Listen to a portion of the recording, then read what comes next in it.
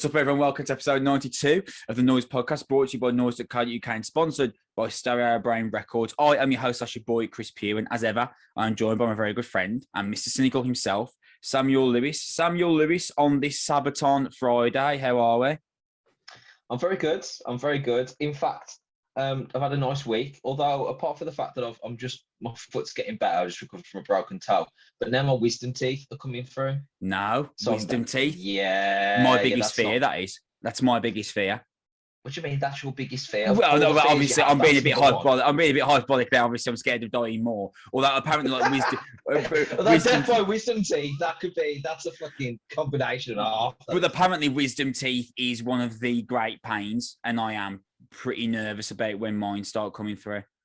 Yeah. So this morning, I couldn't open my mouth properly. Oh. And I had my dad came around, bless him, he's helped me build another armchair today. He came around with a sandwich, breakfast sandwich and stuff. And I was having to take little nibbles and stuff I was like a mouse. Holding it like a piece of cheese to my taking a little tip off. And it's because the actual action of problematic. And I did some research, and apparently salt water is helpful, which I've done. But also that's unpleasant. And then you have to put mouthwash back there. And so if it's continue for the next couple of days, I have to go to the dentist, and no one wants that.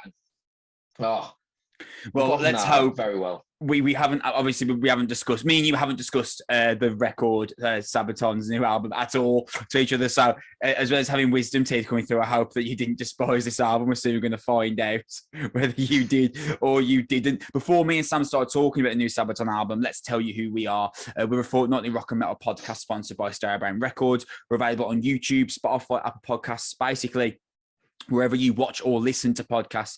Me and Sam will be there. The best way to support us is to like/subscribe or follow, depending on whichever service you are using. As well as that, something that I've only recently figured out, and this sounds ridiculous, but just me and Sam aren't technical guys. We just come and talk on a podcast about metal, and we don't think about anything else. What I've just found out really is a great way of getting us out there and making us appear in more searches is leaving us a comment/rating. So if you're watching on YouTube if you're watching on YouTube, leave us a comment or rating. If you're watching on our podcast or Spotify, and of course, tell a friend about us. That's the best way to help us as well. That'd be really cool if you could do that. As well as that, follow us on Twitter at Noizze Podcast. We are honing in on 1,000 followers, which would be really, really cool for us. Both me and Sam run that account. Before we start talking about Sabaton's new record, a quick explanation. There was no episode this Tuesday just gone, where there would usually have been one scheduled. Me and Sam had everything sorted. We had the two records we were going to talk about. However, I went to Berlin this weekend just gone. And because of Storm Eunice, I had to go and travel to Manchester, which was where I was getting my flight from with my girlfriend, basically 2 days early, because I was really worried about Storm Eunice cancelling all trains. I wouldn't have been able to get to Manchester, wouldn't have been able to get the flight to Berlin. And then, as well as that, because of Storm Eunice again on the way coming home, I had to stay in Manchester for an extra day as well before traveling back. So there was we had everything set up, we listened to the albums, but there was no time to actually record and edit the podcast in time. So that's why there was no episode up this past Tuesday. But we are going to release this episode we're doing today on Saturday, and there will be an episode next Tuesday as well. So as you can see from the title of this episode, we are dedicating this show entirely to the upcoming Sabaton record. Let's not waste anyone's time, Sam. Let's get straight into it. The War to End All Wars is out on March 4th via Nuclear Blast Records. It's the Swedish power metal giant's 10th studio album and the follow-up to 2019's aptly titled, Sam, The Great War. Just some stats on Sabaton for people who might be unaware of their popularity. Over 2 million monthly listens on Spotify. Number one albums across multiple countries. Some of their albums have gone triple or quadruple platinum. They're the highest selling. They had the highest selling Swedish heavy metal album ever. They won Best Live Band twice at Metal Hammer's Golden Gods. Their UK tour, which has currently been postponed, had them playing in 4 different arenas, Wembley being one of them. And ticket sales were said to have been really strong for that. They are undeniably one of the biggest metal acts of our generation, whatever you may think of them. And the reason why I've brought that up is, a bit of an admittance from me. And for full disclosure, if you're a huge Sabaton fan and you're watching this review, possibly don't. And that is because I don't like power metal. I wouldn't. It's on very, very rare occasions would I purposefully choose to listen to power metal. I'm not really into Sabaton. They don't really do much for me. So that on the one hand, you could be listening to this review and be like, what are you talking about it for then? What's the point? Well, I feel like it would be disingenuous of me and Sam to call ourselves a metal podcast and then to not talk about one of the biggest releases of the year, if not the biggest metal release of the year so far. So if you're a huge Sabaton fan that doesn't like to hear any criticism about Sabaton, this might be a difficult sit through for you, perhaps. And it might sound strange, me kind of directing you away from what we're about from the podcast. Perhaps this might not be the episode for you. Sam, have you had any kind of full exposure to Sabaton before, apart from word of mouth? I've heard songs accidentally. You know, like when I used to buy Metal Hammer, there'd be like a CD with every couple of months issues, and they'd be on, you know, like new releases and things like that. Or I'd hear it while flicking through playlists and things like that, but I've never divulged and sat down and said I'm going to give Sabaton a go. And that's not a specific Sabaton issue. Like you, I made a decision about power metal fairly early in my metal life, and I heard like Dragon Force and bands like that, and thought that's not for me. Very talented guys, but from that, and then because I think that with an entry level band for a lot of people that got into power metal from my generation, sort of early to mid 2000s and 2010s, the Guitar Hero explosion of stuff. If you went with that, you would, you then go on a completely different journey and tangent of your metal listening. I went in a different direction. I went down a more metalcore route, and that's the end of it. So for me, Sabaton are kind of like, in the same way that me and you talk about entry level hardcore bands, no one just starts listening to Knock Loose. It just doesn't happen that way. Sabaton feel like a band that are like Bowser's Castle of the Mario world. You don't start there, you get to there.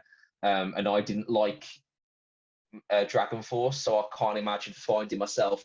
There was no pathway that would have led me to Sabaton, basically. So as a result, I never got there.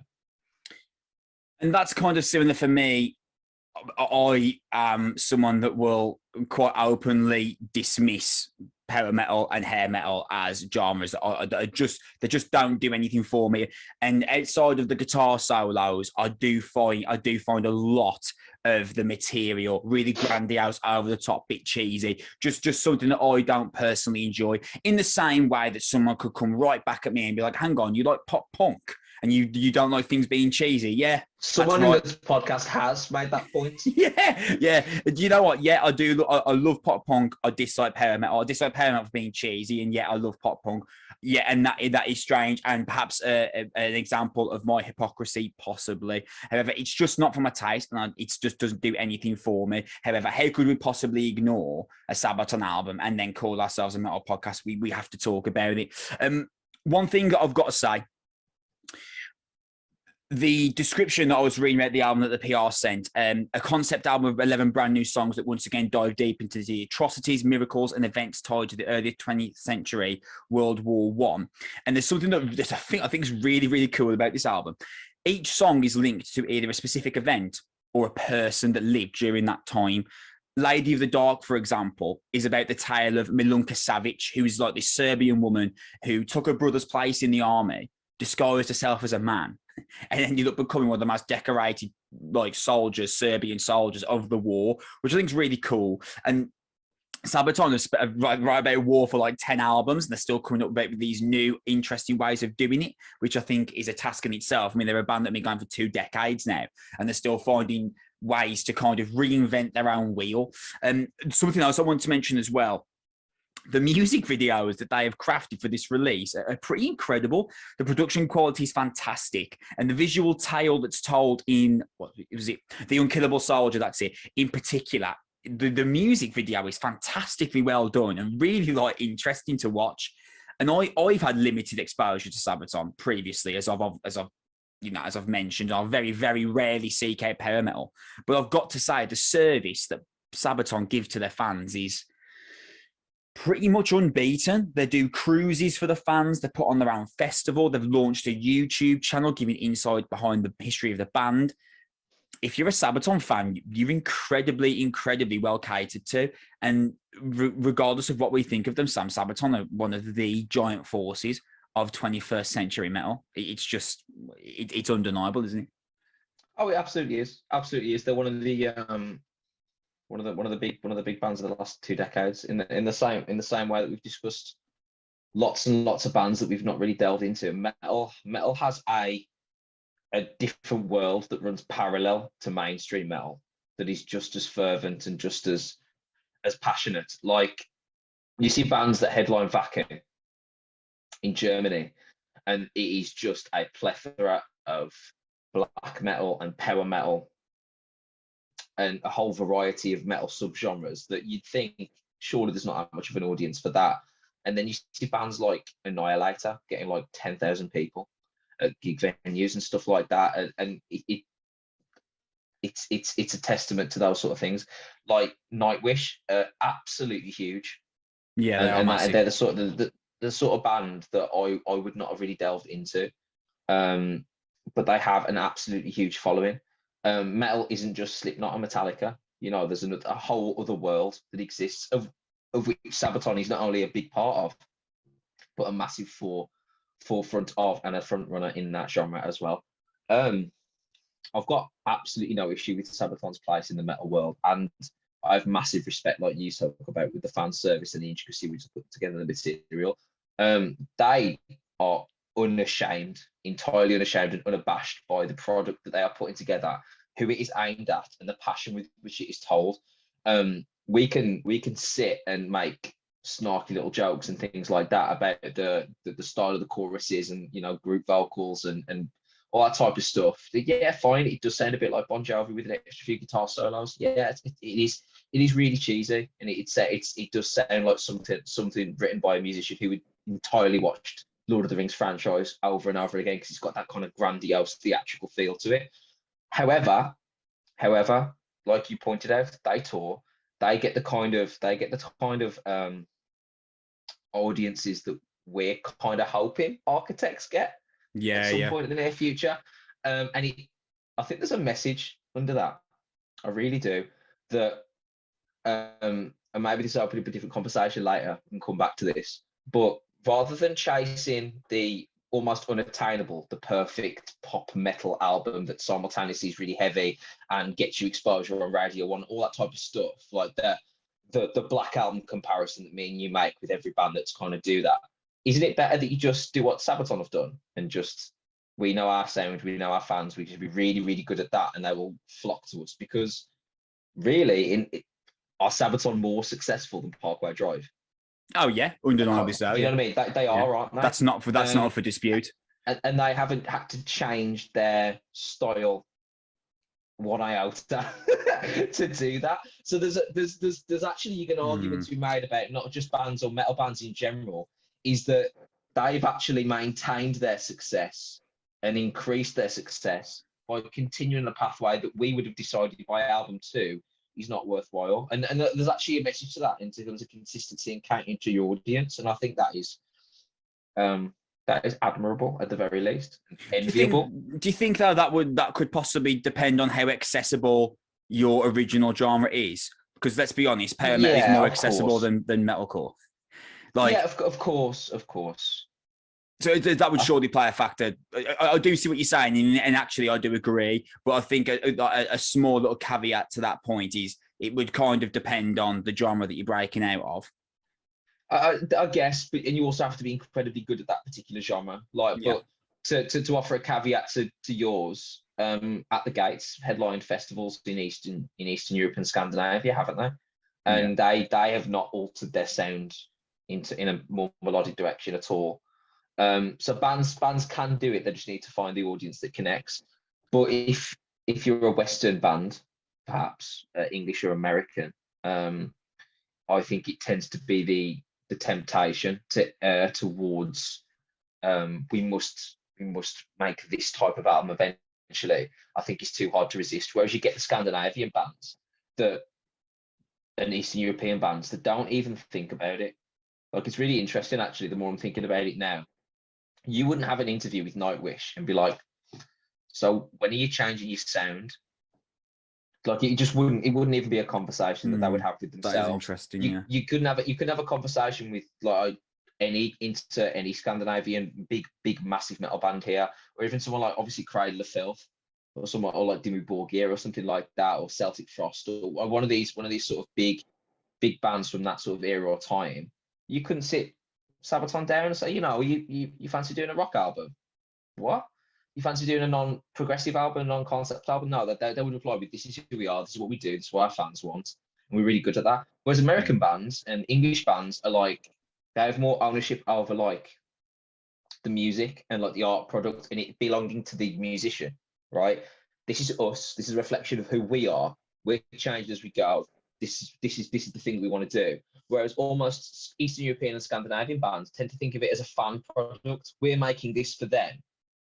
So that's what they like and we'll cater it to them. I think the mentality is really, really interesting. And it kind of reflects almost the cultural ideology of the countries. You know what? Because Western civilization, very individualized culture. I'm trying to think off the top of my head of an Eastern European / Scandinavian band that has progressed their sound largely away from where it started. And honestly, I am struggling. If you could think of one, please let me know in the comments. Because off the top of my head, I am struggling. Even if we take, obviously not Eastern European, like Gojira, who are on their last album, Fortitude, not a huge change up of the sound, but a change up nonetheless. So even Gojira did. That's a very fascinating idea, that is. I'm really struggling to think of a Scandinavian band that's largely changed their sound from current album versus album 1, 2, or 3. That is fascinating. Definitely a conversation for another time, because I think I could sit here for another 10 minutes trying to think of one and perhaps struggle. What we should do is jump right into the record. It starts off with Sarajevo, which is, of course, about the murder of Archduke Franz Ferdinand, the event that kind of lit the fires of World War One. And you know what, dude? Actually, before I jump into discussing the record with you, did you feel any more personal credibility towards Sabaton after listening to this album? When you say personal credibility, you mean like my individual opinion of the band? Yeah. Yes, I did. Yeah, I did. Do you know what? So did I, actually. I went into this thinking I was going to loathe every single second.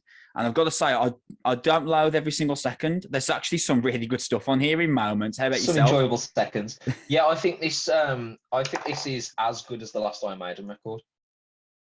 Senjutsu? Yeah. Right, okay, interesting. I love a bit of I love a dramatic opening to a record, Sam. Of course, who doesn't? And that kind of dramatic monologue detailing the Archduke's final moments behind that kind of slow building riff. I can't deny that it sounds really cool. The gang vocal doesn't do much when it comes in, but you can't help but picture the kind of huge scenes that creates live the second Sabaton start taking the stage. And again, that speaks to the fantastic fan service that they've got the ability to create, right? Like, imagine Wembley Arena. The tickets have sold really well so far. I'm sure they'll probably get close to selling out when it actually comes to fruition. Lights go down. That dramatic monologue comes on as the band walk out onto the stage. They start doing the gang vocals. Mate, the crowd will kick off. They'd be all over that. It's really intelligently done. Absolutely. And it's another example of that they know who they're trying to appeal to. They know who they're trying to win over or trying to write songs for in that sort of way. The guitar work on this is terrific. I've got some Megadeth vibes. Yep. On the sort of like the running guitar work on the opening, the way that it slowly builds up. It's interesting change up. There's a nice build. There's a nice crescendo. It's clearly very theatrical, very deliberately epic to match the type of event that they're trying to portray. The use of the female narrator who's got one of those voices that you hear on every advert and gives it this kind of like interesting neutrality that kind of offsets the music quite nicely. I can completely understand with that, and it transitions really well into the next track, which I think is one of the highlights. I think Stormtroopers is a terrific song. Yeah, that kind of shredding Dragon Force opening, mate, is undeniable. How can you not get hooked in? Yeah, and that brings you to the point. I actually enjoyed this as a refreshing break away from some of the bands that we've had to review before, where I don't have to work hard to enjoy this. There are some albums that you have to figure out, right. We've had arguments before where we said to each other, you need to listen to this 2 or 3 times. You need to think about this. You need to consider this thing when you're writing it. You need to actually take it from this perspective. Sometimes I don't want to have to do mental gymnastics to enjoy an album. This isn't that. This is enjoyable music that I don't have to, ironically, despite the subject matter, I don't actually have to think about it. It's just well put together. The riffs are decent. The guitar solos are good. The chorus is catchy. Like I was humming Stormtroopers, like doing the dishes after this, just like a Sabaton loving housewife. And it worked. It does exactly what it's supposed to do. It's a Ron Seal power metal track, and there are so many of those. They have got a blueprint. They're really, really good at it, and they're pulling it as far as it goes. And it does the same throughout this album. And that's what I want to say. I think there's a lot to be said for just pure enjoyability. Like, was it Nick Hornby that said about reading books? If you don't engage the reader within the first 100 pages, put the book down, pick up something else, because reading's supposed to be for pleasure, enjoyment. And I kind of feel something similar to that listening to this Sabaton record, in the sense that I just enjoy this as a listener. Like, you talked about the Power Paladin record in the same manner, in the sense that don't overthink it, just stick it on, sit back, do something else, and be like, enjoy it as it goes. Every film doesn't have to be Schindler's List. You can watch Meet the Parents once in a while. And Sabaton is kind of a version of that, because you get a gig. I mean, me and you could go to this. Like, I know probably we wouldn't, but we could go to this conceivably, have a few beers, stand at the back, and just have a good time. It would be an enjoyable evening, and I think this album is representative of that. The gang vocals are really, really catchy. The riff work is really impressive. It's not as like heavily or intricately mixed as I'd have liked. I think it's a bit thin on the ground. Some of the guitar work is a bit. They could be multi-tracked a little bit better. I think sometimes when they do the solos, some of the riff work behind is a bit thin. I think we've been well treated by the metalcore and the deathcore world, when you actually hear bands that just put the musicians that are actually on the record playing all at the same time, rather than doubling it over or thickening it or anything like that. It actually sounds kind of weirdly sparse now by comparison. But other than that, like, you go through a few of these tracks that I'm sure we'll talk about, but like Soldier of Heaven, Dreadnought, and The Unkillable Soldier, they're all much of a muchness, but they're all a good song. They're all a good go. It's up tempo. There's a little bit of war poetry. And occasionally it does verge on the whole Valhalla Viking song style choruses that they're clearly going for. But when it works, it really, really works. And this is a perfectly enjoyable record. And once again, talk about, if you are a Sabaton record, you might not like what we're saying, but I guarantee you will enjoy this album, as you have presumably enjoyed the last few. There's actually moments on this album that are much more sinister than I expected. I don't know whether you came across that as well. The opening of Lady of the Dark is the best opening to a track on the record. It's got this really, really cool, harsh sliding riff. There's a moment on Hellfighters where the opening riff goes hard. Like, you mentioned Megadeth, and I've got in my notes here, that opening riff is Mustaine-esque.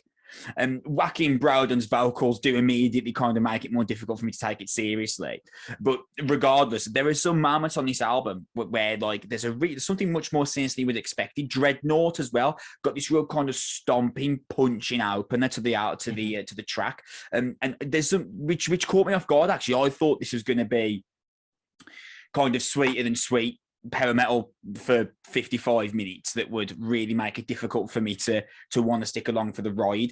Now, I wouldn't go as far as say like I really like this record, but I definitely would say that there are moments that I really enjoy. Specifically, there is a moment on Lady of the Dark where the vocals kind of dissolve my interest, but the riff that gets pushed through the middle of it, just injected into my veins. It's got these high-pitched slide transitions that go back into the verse. The kind of the vocals at the end that climax the song are really, really over the top, and do make it kind of difficult for me to stick along and take it seriously.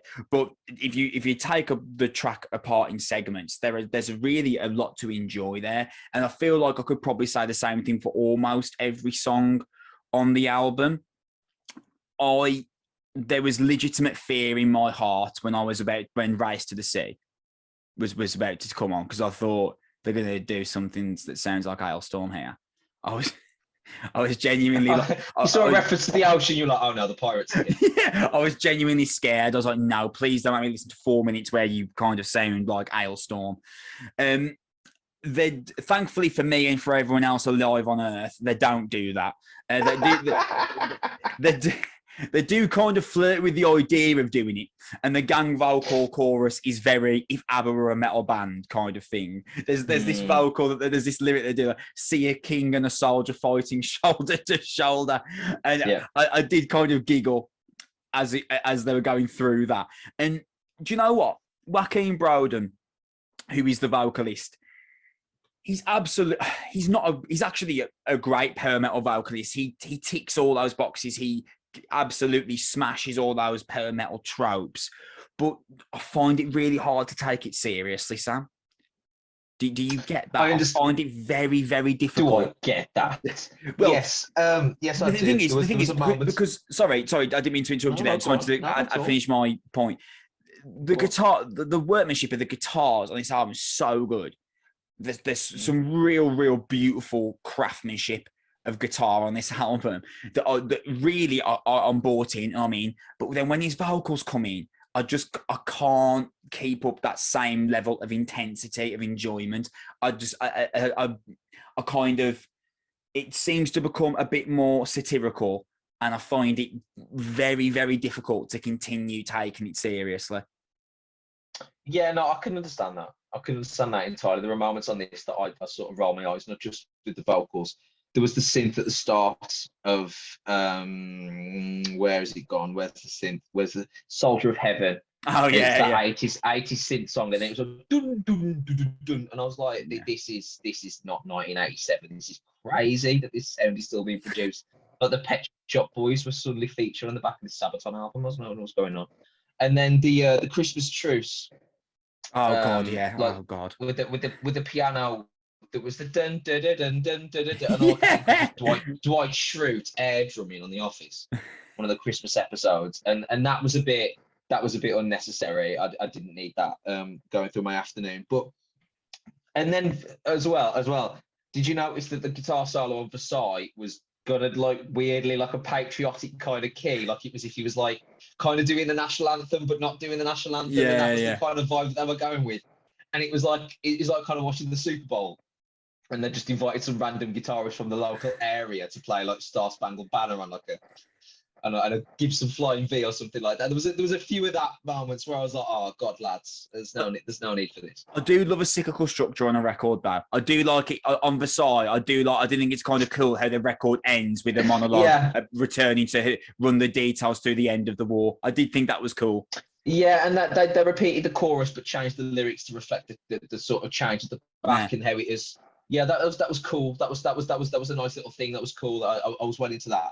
There was some musical moments that were really, really good. There was a bit on Hellfighters where the opening riff that you enjoyed was repeated in several different octaves as part of the verse, and it just changed key but maintained the riff and then went into solo.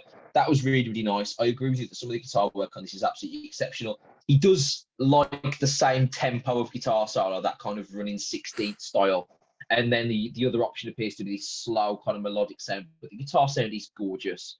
It's really, really well produced. In that sense, the sound that is coming out of the guitar. But I agree with you. There are moments on this that are a bit cringy. There are moments of this that are a bit cheesy, a bit Eurovision, to be honest with you. Yeah. There's bits of that. But overall, if you're a Sabaton fan, I assume by this point in your life you've made your peace with that. Or obviously you enjoy that as well, which is of course a likelihood. But going into that, knowing that you're into that type of stuff, then this is a perfectly suited record to you, because there are moments on this that are really, really good. Stormtroopers, Dreadnought, The Unkillable Soldier are good songs. Lady of the Dark is a good song. This is a good album. I enjoyed this album. By the end, it was a touch repetitive. They found a blueprint and they're going back over it. And I'm not sure I could do a This Is Sabaton 3-hour playlist. I'm not sure I could manage it, but but 10 to 11 songs is he's pretty good going, and it's quite clear that they've got, like you say, a real pleasure and power in their work, and an intricacy and a artistry to the way that they're putting stuff together, and that passion comes through. And like you say, they have done war to death, if you pardon the pun, over the last few years, but they're finding other wrinkles, other avenues, and other ways to tell those stories, and good for them. I don't see any reason why this won't be, once again, platinum in several European countries, to be honest. And I have no doubt that when they do tour, especially in that Eastern European belt, which clearly they have their fandom there and the massive outpouring of affection for them, I assume they'll be doing incredibly well once again. Bottom line, whether me and you like it, it's not for us. No, it's not. Like it's not. They're not trying to win us over. They're not. They don't need to. No, they don't. Like, they do not. They don't need us at all. And good for them. That was, I guess, the point I was making earlier. They have got a sound, a fan base, a style. It works. Why change it? It gives a toss what anybody else thinks. And even reading, like I was joking to you before when we got the email, and it's like you're reading through some of the titles and some of the way, and it is a bit cheesy. And it is a bit sort of like being invited to like a kid's birthday party where war is the theme, and that's what it kind of felt like. Yeah. But they don't give a toss, and they're enjoying who they are, what they're producing. Good for them. And this is exactly what you'd want to hear from a Sabaton fan's perspective. And if you are getting into power metal, like a monomarth, like several of our friends do, there's no reason why you'd also not like this. These genres work together. They're the same type of stuff. Like, it's raise a beer and wear a black t-shirt stuff. There's loads of people that love that type of thing. So good for them. Just one note from me before we kind of wrap this up. There is a solo on The Valley of Death, which is the greatest moment on the record for me. I like rewound the song and listened to it 3 times, the solo, because it is absolutely stunning. And I'm not sure. I think Chris Rawlin and Tommy Johansson, I think they switch up the lead guitar role between the two of them.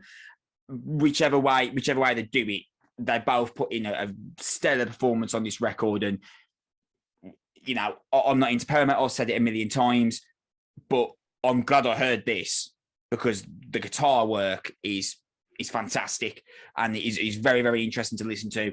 I enjoyed this album more than I've enjoyed anything apart from Through the Fire and Flames by Dragon Force. I enjoyed this album more than anything I've heard by Blind Guardian. Now, that's not, I'm going to be honest, I'm not going to go back and listen to Sabaton. I'm not going to jump into Sabaton's discography. I'm not going to listen to The Great War. I'm not going to find out what the greatest selling album was and check that out. Sabaton don't really do much for me, but I can certainly say, with the exception of Power Paladin, which came out in January, which I love that power metal record. That is so much fun. This is really one of the few power metal albums that I've listened to and thought, you know what, this is fun. I'm actually enjoying this. I enjoyed listening to this record. We said this about Turnstile in August. That's the point, isn't it? Music is a form of entertainment. It's supposed to entertain you, and that's exactly what this album does. And you've mentioned it, so I won't make too fine a point on this. If you're a Sabaton fan, a woman I work with, her son is a huge Sabaton fan. He's 15. He's going to love this. He's going to absolutely adore this album. It's going to be everything he possibly wants from a Sabaton album because it does all of those things, does them well. Guitar work's amazing. Gang vocal choruses don't do a lot for me, but absolutely will get fist pumping in the air and beer flying everywhere. You can't take anything away from what they've created, and this is an album that I'll probably never listen to again, but I absolutely enjoyed. And you know what? Good for them, man. Good for them. They're one of the biggest bands of the generation. You can see why. They've nailed that audience. They've nailed their theme. They've nailed their blueprint. They'll continue on getting bigger, I feel. Yeah, of which there is no doubt. They're like you can put them in Download Festival. They're headlining the second stage. No problem at all. No problem at all. They're headline Bloodstock, but they're massive. They are massive, and you can understand why. They cater to a particular type of fan, a particular type of metal fan, of which there is thousands under the basements of this world. And they're perfectly catered from this band, and it will continue forever and ever and ever. That is how metal survives in the dark ages. Like cynicism aside, when posers stop listening to metal and gets replaced by something else, fans like this keep the genre alive. That is true. Yeah, that is true. And they are being rewarded by bands like Sabaton, who know who they're catering to. That's where we're going to leave off episode 92 of the Noizze Podcast. I hope you enjoyed that review. I hope you felt, if you're a huge Sabaton fan, I hope you felt like that was as balanced as two people that don't usually listen to Sabaton of a review could possibly have done. And we are going to be back, check the date, on March the 8th. So this episode is going to be released on Saturday, the 26th of February. We are going to be back on March the 8th. Haven't looked at the release schedule yet to check what's coming out, but I'm sure we will find 2 records that we want to discuss. If you're listening, thank you very much. I hope you enjoyed that review. Follow us on Twitter at Noizze Podcast. Both me and Sam run that account. The best way to support us is by subscribing on YouTube, liking or following, depending on whichever service you are using. Leave a comment down below. Tell us what you think of Sabaton. Is there a great Sabaton song that me and Sam are missing that we have to listen to before we die? Is there a great Sabaton record that I need to listen to that might change my entire perspective on them? Let us know in the comments. Tell a friend about us and make sure you are subscribed on YouTube. We're going to be back on March the 8th. Thank you so much for listening. We love you. Bye.